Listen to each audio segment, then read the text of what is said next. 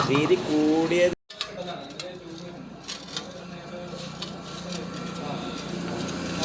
BS4 ആണിത്.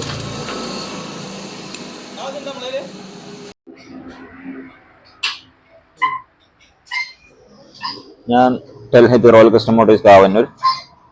ഞാനിന്ന് നേരത്തെ ഇപ്പോൾ സൈലൻസർ കട്ട് ചെയ്യുന്നത് കാണിച്ചു. ഇത് BS3 ആണ് വരുന്നത്, ഇത് BS4 ആണ് വരുന്നത്. അപ്പം BS3 സൈലൻസർ ക്ലോഗിങ് വളരെ കുറവാണ്. കാരണം ഇത് കണ്ടാൽ അറിയാം, ഒരുപാട് ഹോൾസും കാര്യങ്ങളൊക്കെ ഉള്ളതുകൊണ്ട് തന്നെ പെട്ടെന്നൊന്നും ബ്ലോക്ക് ആവില്ല. പക്ഷെ BS4 വരുന്നത് ഇതിപ്പോൾ ഇങ്ങനെയല്ല, ഇത് തുരുമ്പുടിച്ച് കുറേ പോയിട്ടുണ്ട്. ഇവിടെയൊക്കെ തുരുമ്പുടിച്ച് പോയതാണ് കേട്ടോ. ഫുള്ള് ഇതൊക്കെ ഇപ്പോൾ സാധാരണ ഇപ്പോൾ സൈലൻസറിൻ്റെ ഉള്ളിലൊക്കെ സൗണ്ടും കാര്യങ്ങളൊക്കെ ഉണ്ടാവാറുണ്ട്. അപ്പോൾ ഇതൊക്കെ BS4 പ്രത്യേകിച്ച് ഉണ്ടാവും. ഇത് പൊട്ടിയതാണ് കണ്ടോ, ഇത് പൊട്ടി കിടക്കുകയാണ്. അപ്പോൾ ഇത്രയും നാരോ ഹോളിലൂടെ ആയിരിക്കും BS4 ഫൈനൽ സ്റ്റേജ് പാസ് ചെയ്യുക. നോക്കുക, ഇവിടെ ഒരെണ്ണുണ്ട്, ഇവിടെ ഒരെണ്ണുണ്ട്. ഈ സാധനം ഇതിൽ കിടന്നിട്ട് ഇങ്ങനെ കളിക്കുന്ന സൗണ്ടാണ്. ചിലപ്പോൾ കല്ലിട്ടുന്ന ആളുകൾ കല്ലെന്തോ വീണെന്ന് പറയുന്നത്. ഈ രണ്ട് സാധനങ്ങൾ പൊട്ടി കിടക്കുകയാണ് ഈ ഭാഗത്തുള്ളത്. പിന്നെ ഈ രണ്ട് ചേമ്പറിൽ ഈ രണ്ട് പൈപ്പും ബ്ലോക്കാണ്. ബ്ലോക്ക് എന്ന് പറഞ്ഞത് ഇങ്ങനെ തന്നെയാണല്ലോ കേട്ടോ, അതേമാതിരി ഹോളൊന്നുമില്ല.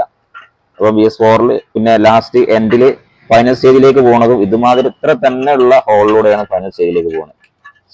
ഫൈനൽ ഔട്ട് വരുന്നത് ഇത്ര തന്നെ ഹോളുള്ള കണ്ടാൽ ഇതാണ്, ഇതിലൂടെയാണ് പോകുന്നത്. ഇതൊക്കെ തുരുമ്പിടിച്ച് പോയതാണ്. ഇതിപ്പോൾ ഇങ്ങനെ ഉണ്ടാവുക. ഇവിടെ ഇങ്ങനെ ബ്ലോക്കാണ് ഉണ്ടാവും, മൊത്തം ബ്ലോക്ക് ഇങ്ങനെ ടേപ്പറായിട്ട് ഇങ്ങനെ ബ്ലോക്ക് ആയി കിടക്കും. ഈ ഹോള് മാത്രം ഔട്ട് ചെയ്യും.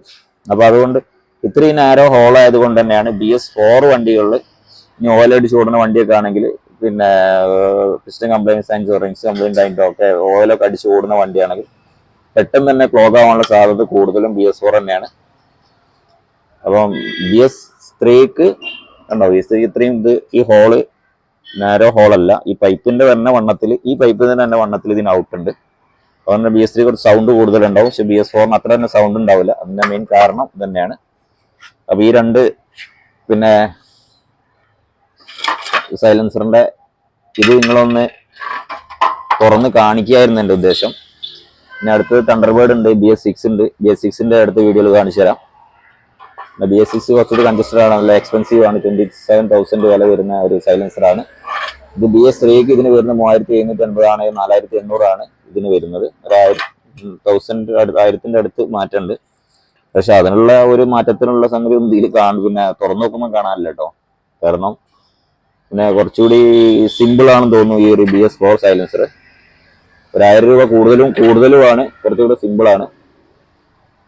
പിന്നെ ഇതാണ് ഈ സൈലൻസറിനെ കുറിച്ച് എനിക്ക് പറയാനുള്ളത്. ശരിക്കും ഒരു സൈലൻസർ മാത്രമാണ്, ഒരു കൺവേർട്ടർ എന്ന് പറയാനിപ്പോൾ എനിക്ക് പറ്റില്ല. സൗണ്ട് കൺവേർട്ടർ ആണ്. അപ്പം ഇതാണ് BS4 രണ്ടും തമ്മിലുള്ള മാറ്റം വരുന്നത്. അപ്പൊ അടുത്ത വീഡിയോ കാണാം. Thanks for watching.